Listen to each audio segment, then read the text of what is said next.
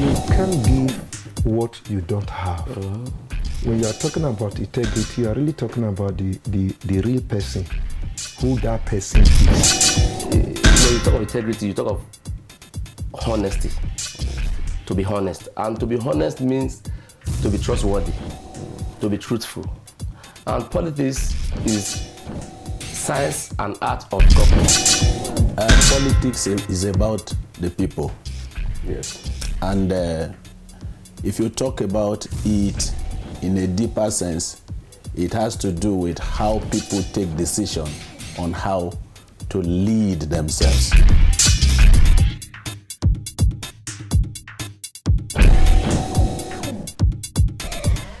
Every government needs a viable and strong opposition for a sustainable democracy, like elsewhere in the world where democracy thrives. Only an effective opposition will guarantee free, competitive and fair elections in Nigeria, which can ensure leadership that will be responsive, responsible and accountable to the citizenry. Hello viewers, and thank you for allowing us grace your TV screens once again on this episode of your program, Christians in Politics, coming to you on the Anglican Cable Network Nigeria, ACNN. I am Chukwuemeka Lum Anyakwa. And today on the program we shall be considering a topic, providing a viable opposition in a democratic setting. I'm not alone in the studio. I have Venerable Joseph Onoya, who is the Director of Civic and Political Affairs of the Church of Nigeria and the Chaplain to the National Assembly. Venerable, you're welcome to the program. Thank you. So good to see you. Nice to see you again. Great. Now let's kickstart this with this question. What is a political party? Well, a political party talks about a group of people who comes together with the intention to contest election and to take hold of power, and in order to lead in a particular state. These people may be people who have the same, who share the same ideology about how life ought to be in the society, about how governance should be done, and they decide to come together to share that their common view about life, and so it becomes an organization, and normally it's expected that they be registered with the umpire body, the electoral umpire. For instance, in Nigeria, INEC is the government institution which is authorized to supervise everything that have to do with election. And so such a political party have to register with such body to be formally recognized so that they can do their work legitimately. Okay, as at 1999 we had about more than 20 political parties, which kept increasing until 2015. What do you think are the roles of these political parties? Have they been able to measure up to their roles? That is the big question. I think Nigeria, we have made a grievous mistake. We are in a big error, and with what is happening of recent, I do not even see us coming out of the error in good time. Because of recent, you must have heard that INEC again, I mean about 70-something or 80-something different groups, new groups, have submitted application to INEC seeking recognition and registration. For me, that is a major disaster. It means they have not been, the political-minded people in this country have not been able to study the terrain to know that the numbers of political parties already in existence is working against the purpose for which they came to be in the first instance.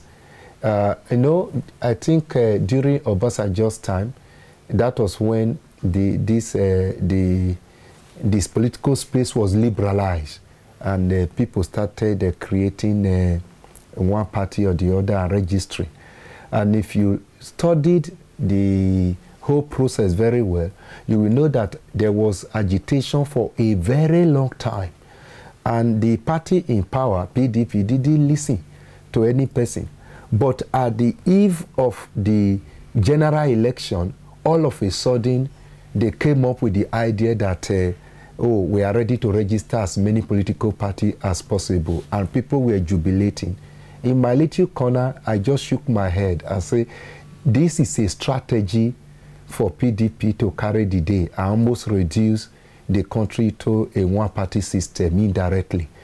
Because what PDP simply did when they liberalized the political space and they allowed people to be forming party here and there and registering them was to divide their opposition into pieces.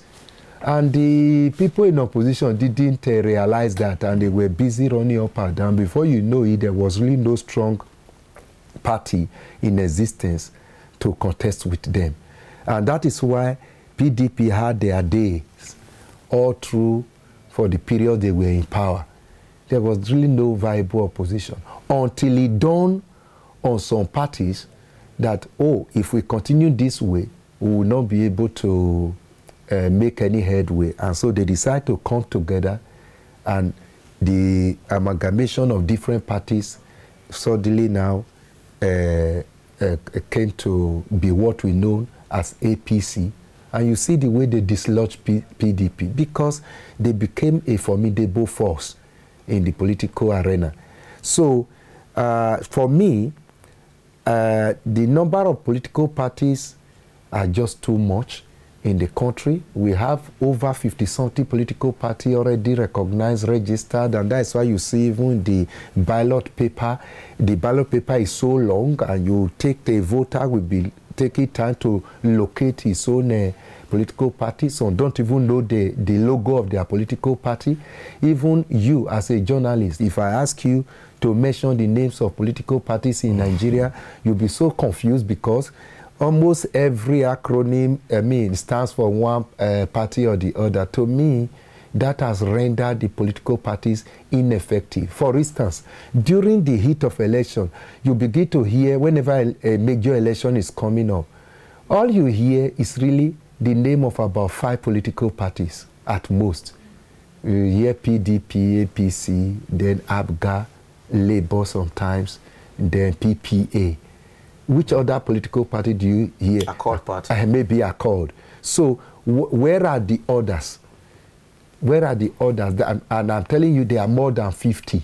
Where are the others? So it shows that they are ineffective. And some of these parties we call political parties, they only just have maybe one room office in one state, and the presence is not in another state. And some of them, when they go to the polls, you discover you just have like 2 people, 2 votes. 2 votes in the national election. It's the person running for the post and the wife, or maybe the child. Of course, what do you expect? So that is, to me, they have not been effective. And that is why, if we have to discuss this in relation to the topic for the day, that is why you see that there's no real viable opposition. After each election, do you hear about any of this political party again until the next election? That has always been the case. They will just disappear into the oblivion until the next election, where you see some of them are coming out trying to seek for relevance again. And I think that many of them are not really serious. I think that it's a strategy by some individuals or scrupulous elements to want to collect money from serious-minded politicians. So they come out during election time to say that we are ready to contest with you, but if you are ready to do something, we are ready to step down for you. So I think that is what many of them are doing. So to say that they have served their purposes, I think that I will not subscribe to that. Yeah, somebody was saying something the other time, and he said that we have only 2 major political parties, the APC and the PDP, that the rest is, what did they call him? I call it get together. Now, it takes me to, it takes me to wonder why how we got to this stage. As at 2003, 1999, 2007, everywhere you went to in this part of the country would be PDP. Everybody sang PDP songs. Let me take us on a little background on the political party. The People's Democratic Party, a major contemporary political party in Nigeria, which has its policies lie toward the center right of the political spectrum. It won every presidential election between 1999 and 2011, and was until 2015 elections the governing party in the Fourth Republic, although in some cases amid a few controversial electoral circumstances. Currently, sir, PDP controls only 12 states out of the 36 states we have in the Federation. How did we get to this stage? Now, sir, before you go, in the House of Representatives, we have 125 seats for the PDP, as against the 360 that we have in total. And in the Senate, we have 41 seats, 41 senators, as against the full number, the total number of the senators in the House, which is 109. What is really happening? How did we get to this stage?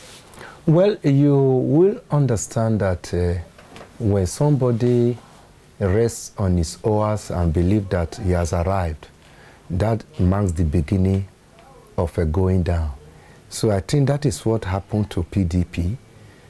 Because of what I said earlier, the PDP's felt that they have succeeded in disorganizing every other political party that have the potential to take power from them. And so they were so relaxed, and they were no longer strategizing on how to sustain themselves in office, and they allowed anything to go. And of course, you would have heard that the members of PDP have always been crying out that there is no eternal democracy, that there was these dictatorial tendencies in all that they were doing within the party. And so many of them became aggrieved. And at a point, some of them were trying to express their mind, even openly in the television and all that. They were coming out to express their grievances about the way the political party was going, especially in the area of imposition of candidates on the electorates. But the leadership of PDP didn't listen. They just ignored them. And the government in power then did not also help issue. I had occasion to admonish some members of PDP that there was need for them to look into what some of the governors then, governors like Amechi, the governor, which was the governor of Rivers, the governor of Niger State, and some Kano, and some others in the north, they were all crying foul that they were being malhandled, they were being maltreated, that as governors they cannot come into Aso Rock to see Mr. President freely, and they were no longer comfortable with what was going on in PDP, and no one listened to them. Some of the leaders could just come to air and say, to hell with them, they can go. And others say, no, you cannot tell 5, 6 governors to just go. Like that, when they are going to go with their state, they are going to go with their followers, and on that, people sympathize with their cause, we move with them. And PDP were not sensitive to that. And they continued their usual way, dictatorial tendency within their ranks. And that is how they fell apart. And if you recall, it is the people that pulled out of PDP that really formed APC. Yeah, that is why I have said it times without number that for me, whether APC or PDP, I see them as the same set of people. They are the same PDP. I always see APC more of angry PDP members.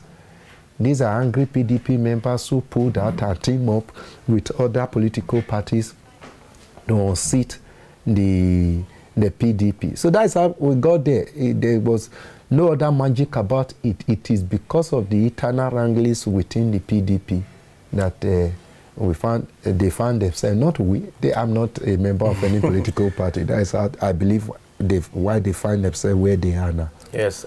Some people have fingered the past, immediate past president of the Federal Republic of Nigeria, Dr. Goodluck Jonathan, that he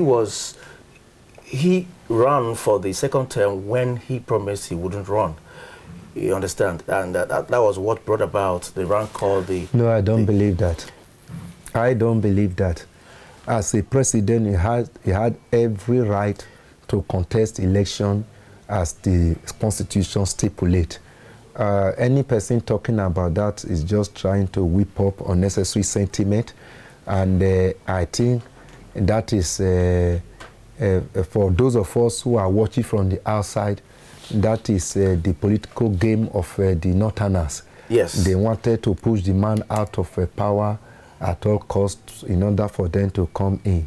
So Jonathan as an individual had the right to contest. So when did he tell them that he was not going to contest? According to sources on the media and everywhere, I think you must have seen it on one of the TV stations where the former president Olusegun Obasanjo said he was assured, he was promised that Jonathan would not run the second time if successfully having successfully completed his first original term. So that was the beginning. That's what they're calling the beginning, the origin of the crisis. Don't you think so? No, I don't think so. You see, one of the problems that PDP had is this idea of godfatherism. Who makes Obasanjo, the former president, the godfather of Nigeria politics? He's a Nigeria like any other Nigeria. I respect him a lot as a general who have paid his due to this very country. I respect President Obasanjo a lot, but it will be deceptive for him to assume that very, or arrogate that very power to himself that is whoever he determines will be, that will be the president of this country. So life is not rolled that way. So, like as I said, the issue you just raised is about the deep politics of the North. And was there any agreement? Did he show you any agreement that was reached between him and Jonathan? Himself that you are talking about, what is the moral justification for him to tell Goodluck Jonathan not to go for a second term when himself served all his term up, and at the same time, the politics of third term was played in his own time, whether he denies it or not, but that was the time. It was during his administration that the politics of third term rocked this very nation so seriously. So I don't want to blame Goodluck Jonathan for whatever is happening now. The only area where I blame President Goodluck Jonathan is the fact that he would have been sensitive enough as the political leader at that time to embrace the 5 governors that were agitated. 6 of them, that of Niger, later backed out at the nick of time. I believe he betrayed the other 5 governors. He didn't want to go out with them. But initially, there were 6 that were agitated. I think the President Jonathan should have been able to call these people and really ask them, sit down, what are your grievances? Let's resolve it amicably so that the political party can move on. But for me and for Nigeria, it's good. It's good that there was a change and we are seeing the other side of the corridor. I don't want one political party to remain in power forever. There should always be changes from time to time. You just said something a while ago, sir, that the president, former president, could not call his people to order. Now, sources have it that he was reminded, he was told not calling them. No, I didn't say. But they could not call them to order. They kept at, they wanted to have their own share of whatever it is they wanted to share. Now, some other people have also fingered the former First Lady as a contributing factor to what happened in the PDP and in general the government of the day. Yes, I agree that our former First Lady was too militant in her political posture. And that is not expected in democracy. I saw the husband as somebody that was more of a democratic person than the wife. So when somebody maintains that kind of militant posture in the democratic setting, certainly it will trigger a lot of challenges. So if people, as you have just said, blame her for some of the challenges that the party had, then I will not contest that at all, especially in Rivers State. I was not too comfortable with the struggle that was going on between the former First Lady and the then governor of the state. I later learned that she is even from the state. And why should you disorganize your own state in the name of politics? Killings were going on, all sorts of things were going on. The police was more or less being used to disorganize the state. You remember the Obun of a man, the police commissioner, that was always on the air and in the eyes of the storm in that very place. And he was doing everything and going free with it. It's because he was armed by a higher authority, and he succeeded in causing a lot of confusion in that very state. So, to a large extent, I agree that with those who say the former First Lady contributed to the crisis in PDP, I agree to a large extent. Okay, so talking about opposition, we only have about 2 vocal governors among the PDP Governors Forum, Ayo Fayose of Ekiti State and Nyesom Wike of Rivers State. Do you think these 2 men are providing qualitative, or what I call quality, viable opposition to the ruling party, or are they just making noise? Sometime in the past, people have called them names. Somebody said somebody was a mad dog and all of that. Do you think these men are up to the task of providing a viable opposition? I think I have to give it to them, especially Ayo Fayose, the governor of Ekiti State. I think he has been doing enough. If you like, call him any name. Every person in the country, as large as this nation Nigeria, cannot keep quiet. Everyone cannot be cowed. Everyone cannot be a coward. So everyone cannot, because of the politics of a second term, or because he wants to remain relevant in power, just keep quiet and allow things to go the way they have been going.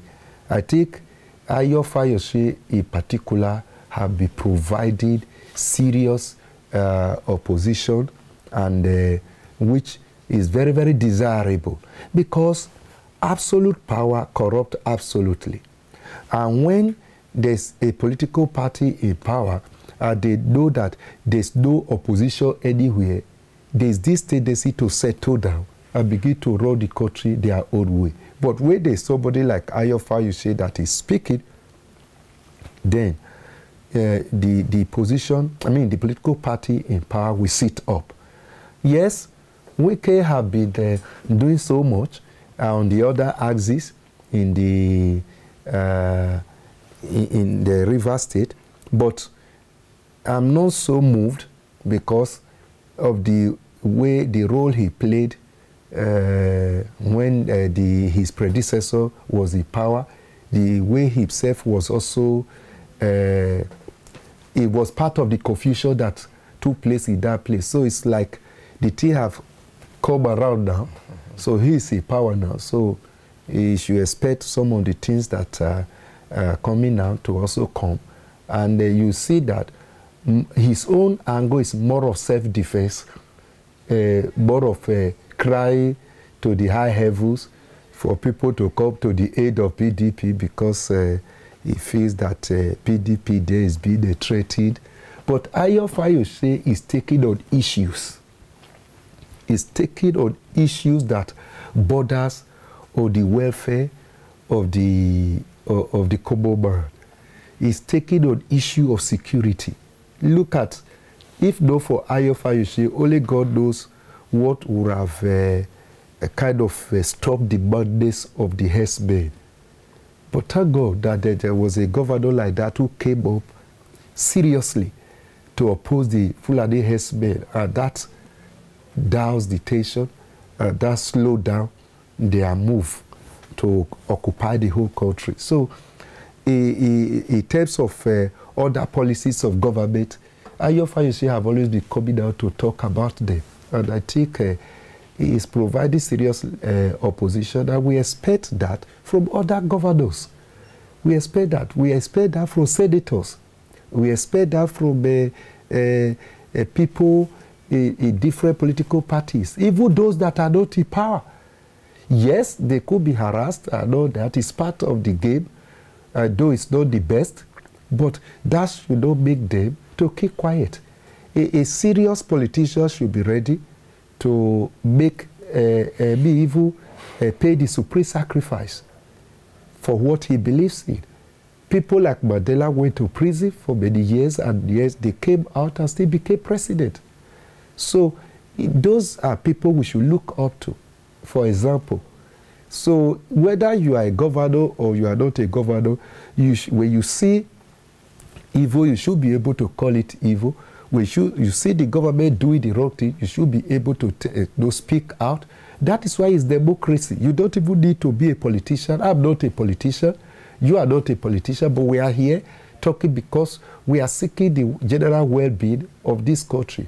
We are here in the studio talking because we believe somebody out there may hear us and they behave better. So we expect more of opposition from people, Nigerians, educated people. You see, this country will not make progress until not only politicians are providing opposition, professors in the academic world should rise up. The ladies and gentlemen, the lawyers, they should rise up and begin to speak on issues that are happening in this nation. Businessmen who are independent-minded, they are not really depending on government for their survival. They should be able to come out and they talk so that the party in power will sit up and do the right thing. Now, do you think these men are shying away from their responsibilities as a result of fear or timidity? What do you call that? That is it. And I think that fear is hung on the fact that many people's hands have been soiled in the past. And the present government, whether we like it or not, one of its cardinal policy is that they want to fight corruption. As I've always said, they are doing it. Whether they are doing it holistically, whether they are doing it without sentiment is another issue. Whether they are doing it vindictively is another issue, or selectively. These are issues that can be discussed on another day.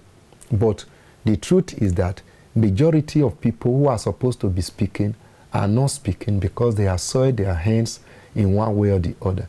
Even as a priest, if I know that I've been mismanaging my church account, do you know the era we are in, I cannot come out here to begin to talk about this present government because they can ask EFCC, go and investigate him.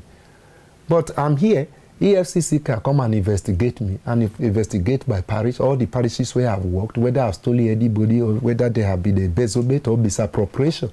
So if you don't have any carcass in your cupboard, then you will be bold to speak the truth. So majority of people supposed to be speaking are people who have soiled their hands, and that's why they are not speaking. And anyone that I have attempted to speak, EFCC just pick the person up and you just see that they open his or her file and there are so many ugly things to work with in that very file. So with that, I believe that is why you see that there is virtually no opposition. Almost everyone is just keeping quiet. I've had interaction with some senators and all that, and they told me that they pray for us so because they are harassing us, so we are careful or anything we say, they will just come and pick us. I said, oh, if your hands are clean, you don't even need prayer. If your hands are clean, God will defend you. But you and I know that politics is a dirty game where the players, in one way, at one point or the other, must have soiled their hands. A lot of people... No, that is sweeping generalization. No, because a lot of people now, their cases date back to the secondary school days, the university days. That is not politics. They were not in politics. No, they were not in politics, but that's the extent people can A go. corrupt human being is a corrupt human being, whether he's a politician or not a politician. I don't want to believe that politics is a dirty game. That is what kept good men out of politics over the years. That is what kept Christians out of politics over the years. And that is what is giving us a serious headache today, that good men are staying away while they allow evil men to rule. And you can never get good governance that we are seeking as a nation under that very circumstance. So politics should be a clean game. And if you believe it's a dirty game, we expect that somebody who is clean should go in there and clean up the mess. Yeah. Look at the present president. Have any integrity for himself as a man who would not tolerate corruption. Let me stop you here. We'll take a break right now. If you just joined us, we are discussing providing a viable opposition in a democratic setting. And the program is still Christians in Politics, coming to you on the Anglican Cable Network, Nigeria. When we return, we'll continue with the discourse. Don't go away.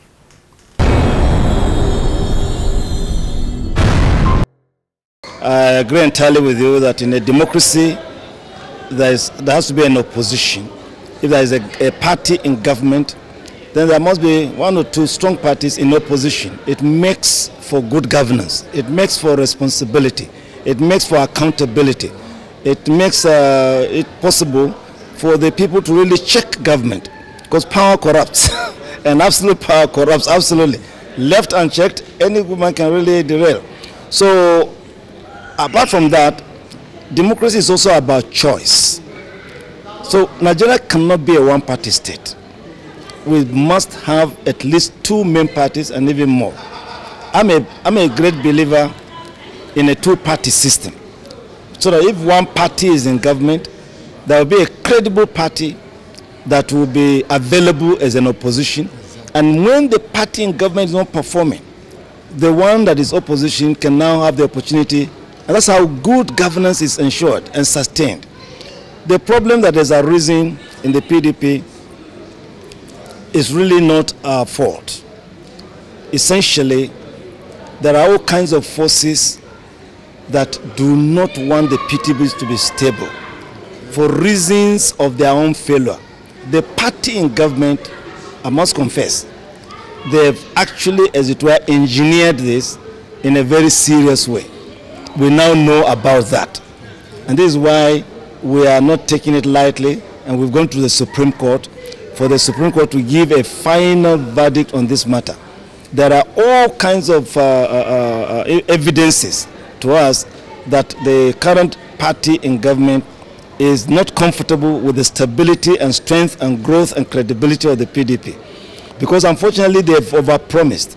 You know, for every party in government, you must not promise more than you can deliver.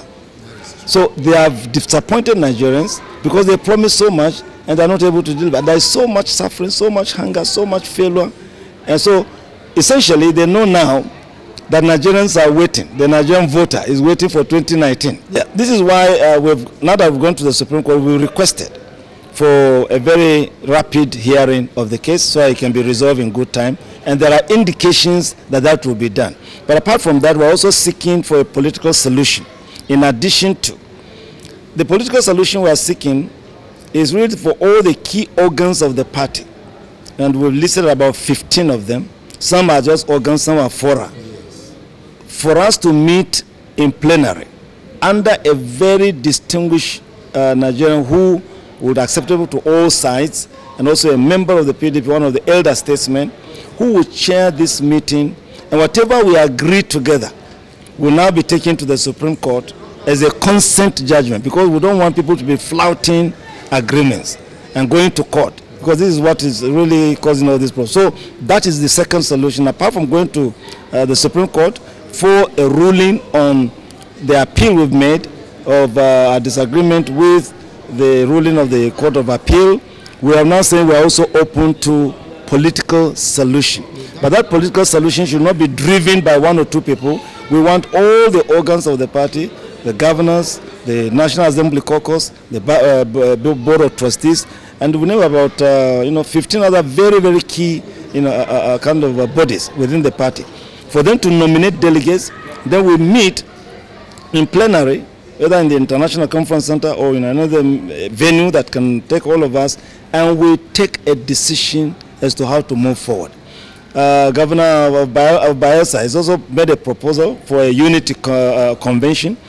Some elements of that proposal are being taken together with this resolution from the northern elders of the party. So there will be a resolution soon, because we are desirous of resolving the matter, but the forces that are causing it are the ones not really wanting it to have. In fact, they want it to go until 2019, because the objective is for them not to have a serious challenge in 2019. Democracy is also about freedom of choice, freedom of association. So fundamentally we give it to them, but we believe that the best thing to do is for us to promote that kind of responsibility, a principled attachment to a party. You're not there just for seeking power. You're there for certain principles, certain ideals, certain objectives, certain things that you believe and should be sustained. Some of us who created, who made this, created the party way back in 1998, 1999, what have we been? We haven't been governors, we haven't been anything, but we've sustained it because there are certain things we want to happen in Nigeria. We want Nigeria transformed, a transformed infrastructure, transformed economy, transformed education, transformed health. We want Nigeria to be a vibrant nation that we can hand over to generations yet unborn. That's the kind of thing. So what I would like to say to those who are moving is a shame for them to be leaving the party that has given the platform to them to either be members of the National Assembly or to be this and that, and then at the slightest problem, they are running away from another. They will be disappointed. I'm not a prophet, but I want to say to them that leaving a party that has really helped them to come up at a time when they should be standing by that party, when the party rises, they are going to fall. And we shall not, we are not likely to look very nicely upon them when we want to rush back. Because many of them will rush back. Because the APC is not performing. I'm not just because I'm the opposition now. It's the reality. In fact, Nigerians are begging, and look, sort out your problem. Because that is the choice. That is the alternative. Because, what is it? What have these people delivered? Seriously. It is infrastructure? Is it food? Is it security? Is it the economy? What have they done that they can be proud of? We know what we did for 16 years. But you see, a woman who is not happy with the husband and now moves away, a few months, he sees another husband, so they will run back. That's exactly what is happening now. They voted for APC. APC has thoroughly disappointed Nigerians, and Nigerian voters are just waiting. And by the grace of God, we shall resolve this problem. And by the grace of God, we shall give Nigerians a very, very good choice, very, very good platform, very, very good candidates. And when they give us the power again, and they will, by the grace of God, and God will give us that power, we shall use the power more responsibly because we will learn our lessons. In fact, I headed a committee of the party where I set up about 11 syndicates, teams to work on the internal problems, and one of the key problems was this internal democracy. People didn't like the idea of impunity, imposition. Just somebody just saying, oh, yo, you go and stay. No. We want internal democracy so that the candidates of the party are those really selected by the people. Because this is why we want power to the people. That is our slogan, and we should live by that. That is the essence of democracy. So I want to assure you that we've got a whole report where we want to make sure these are corrected, not only the issue of which you've raised of internal democracy, but we also want to raise the issue of good governance.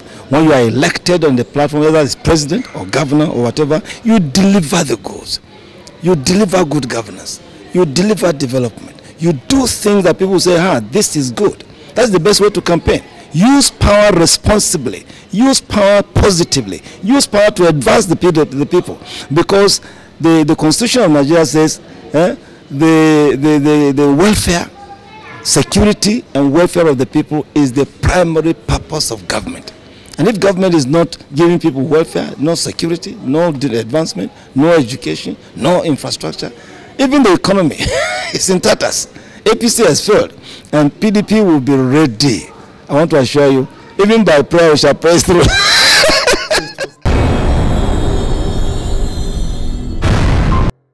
If you just joined us, you are watching Christians in Politics, coming to you on the Anglican Cable Network Nigeria, ACNN. We have been talking about providing a viable opposition in a democratic setting, and I've been speaking with Venerable Joseph Unwaya.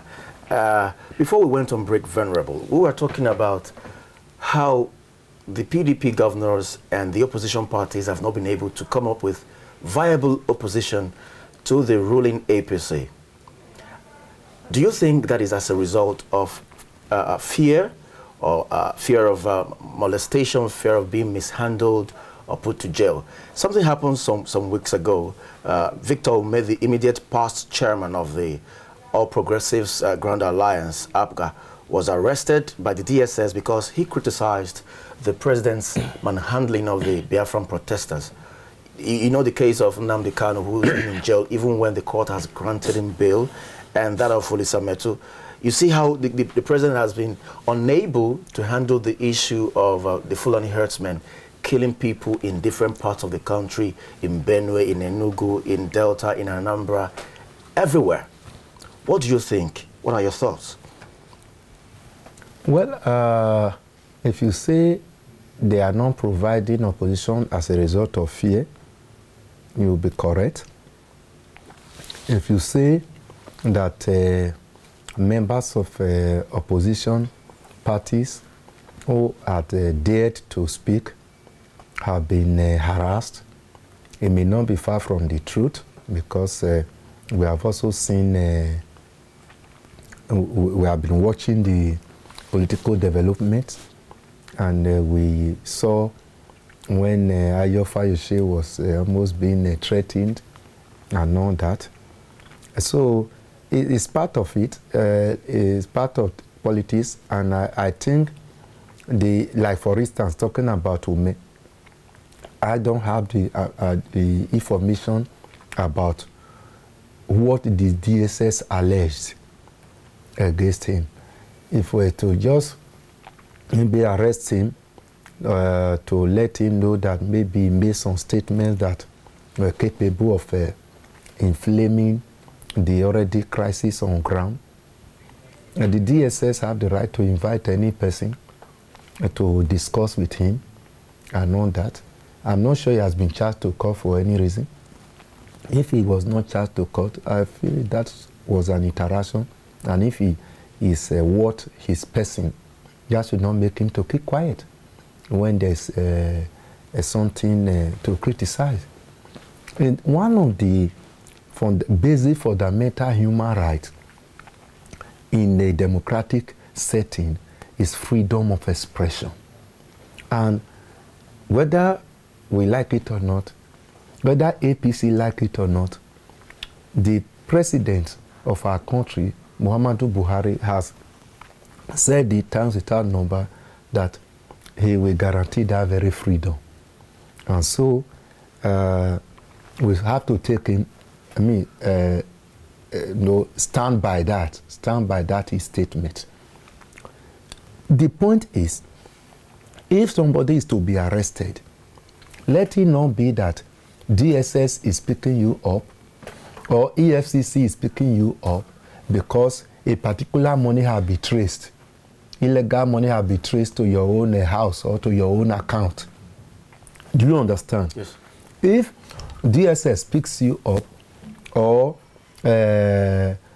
EFCC picks you up and they trace a particular money that is illegal to your account, or they find you maybe guilty of a criminal offense, I don't look at that just from the angle of political, what's it called? I'm trying to get a word. If I get the right word I want to use, I will bring in the word. I don't want to use the word maltreatment or molestation. Okay. Because you have done something that is against the law.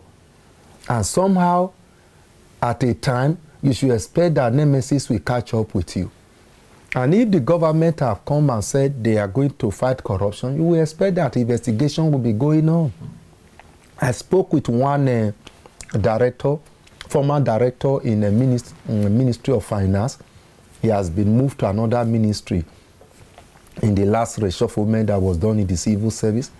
And he told me, even the directors are being investigated. Permanent secretaries are being investigated.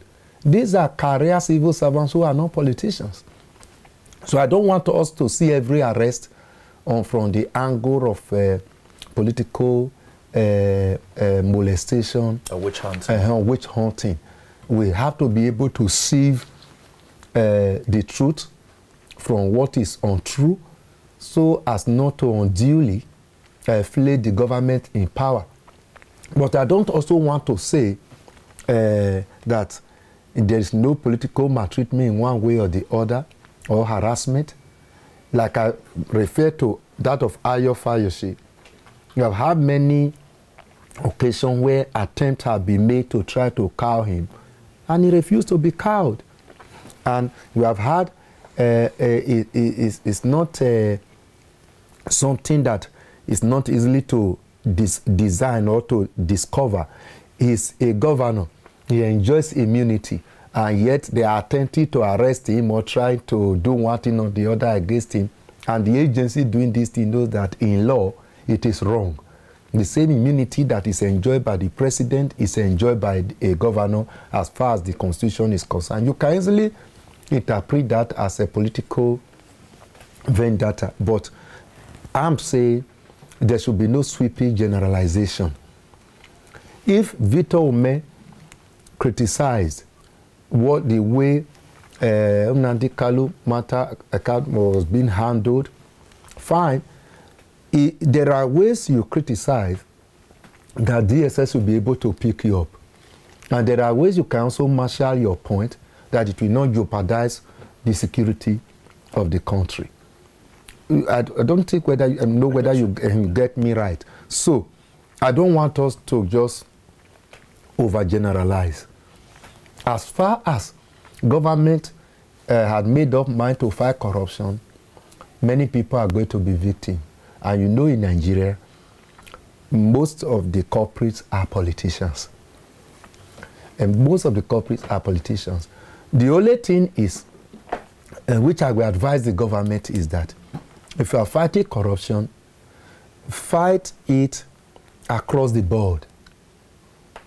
Don't allow corrupt people to remain in your cabinet and you are chasing after other people. You should, at least those who are already in Aso Rock around, you should pick them off first because they are within your reach. Then people will know that this is a serious government and they are ready to really stop this corruption. And there are allegations here and there. Look at that of the SGF. Dino have talked openly, and some other senators openly in the television without hiding it, that the government is trying to shade people in one way or the other. That should not be. Those are the grounds on which people are trying to look at what is going on, whether this fight against corruption is just selective. And that is why you see many people are trying to decamp into APC because they believe that when it's a safe haven, once you decamp to APC, you are covered. And if people get to know that that is the thing, then the fight against corruption will die from the very beginning. And we don't want that. Somebody said something some days ago, and it was so funny when I saw it. It says, officials during the Goodluck Jonathan administration were said to be corrupt. But right now, it seems as if corruption is now official. Well, do you agree with that? Depends on what it means by that. I don't know what it means by that. A lot of people in this administration have been indicted, have been fingered, have been accused. A lot of allegations have been... That does not make corruption official. What stops the federal government from investigating these people, bringing them to... I prefer to use the word that some people have been shaded. I don't want to say this government have made corruption official, and because words carry weight. I mean, and we have to be careful the way we use our words. When you say something has been made official, it means it has been officially gazetted. You know, that's an informal word. Yeah, it means it has been officially gazetted and officially accepted. Something close to that almost nearly happened with one careless statement that was made by our previous leader. Yeah. And so that was near trying to make corruption look as if it is nothing and it's acceptable to the government. I don't think Buhari's administration, even though there are so many angles where the administration need to live up to expectation, I don't think he is trying to make corruption official. But what I think is that they are shading members of APC who are in government in such a way that is making the fight against corruption ridiculous to those of us that are working outside. And they need to watch that, because we are all ready to join hands with them in our pulpit, in any opportunity we have like this. We are ready to join hands with the government to continue to fight against corruption, because we know it has been one of the greatest monsters that have been dealing with this very country, Nigeria. But they should not kind of show a kind of body language that we made them make the critics outside to be seen to be right in their judgment. All right, before we go, sir, just recently, a substantive chairman of the People's Democratic Party emerged in the person of Ali Modu Sharif after 2 years of the general elections. Do you think part of the causes of this crisis in the PDP is as a result of internal crisis? You know, having to take 2 years to elect, to appoint, to have a chairman. I want to get your question right. What are you really asking? I'm asking to know if you think PDP's internal crisis contributed to what they are suffering right now. Of course, I said that earlier on, that members of that political party have always complained about a lack of internal democracy. They have talked about the dictatorial tendencies of the leadership of the party. They have complained about godfatherism on many occasions. And that is all that have played out. You see, you cannot continue to keep people in the box for too long. When they are tired, when they are getting suffocated, some people will find a way to break out of the box. And that is what has happened. And you also still see that even in the midst of the crisis, many of the PDP political parties are still saying, until eternal democracy is allowed to have its roots, the party will never be redeemed. Yes, and that is why many of them are putting their feet down against Ali Modu Sharif led government in PDP, because they felt that he was not the right candidate of the people. It was not the choice of majority of the political party. And a person like Ayo Fayose and some others have come out openly to apologize that they were the one who brought this man in to come and help, but they discovered that they have made a terrible mistake. Yeah. But whether we like it or not, as today, by the last order from the court, Modu Sharif is the chairman of PDP, whether any person likes it or not. Though they said they are going to go on appeal, I don't know whether they have done that yet. Until they do that, then the man whom the court have declared winner remains in power.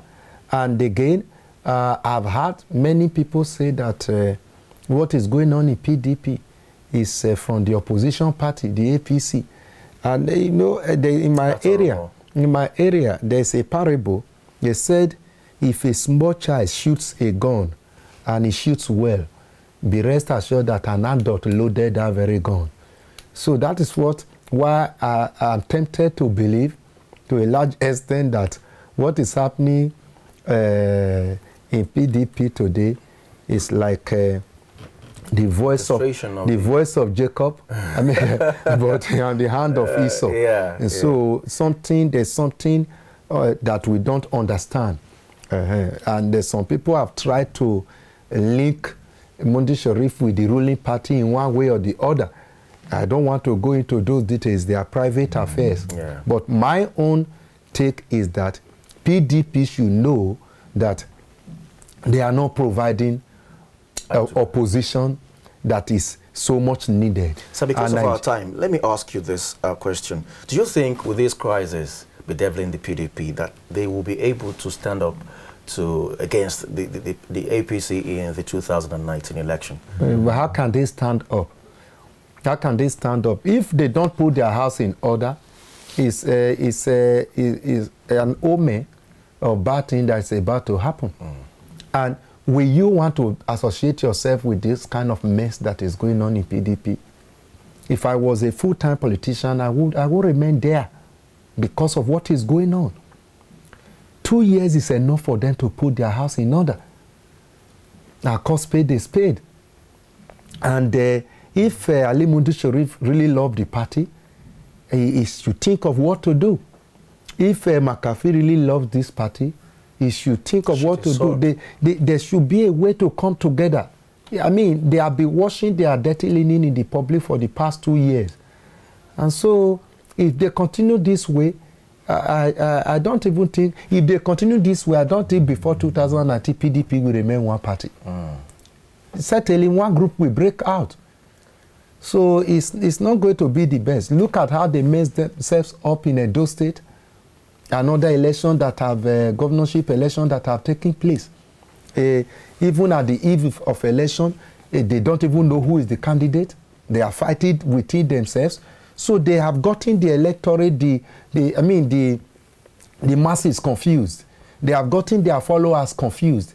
In most of the state at the moment, PDP have two chairmen. So it's like two drivers driving one vehicle. It's an accident that is about to happen if it has not yet happened.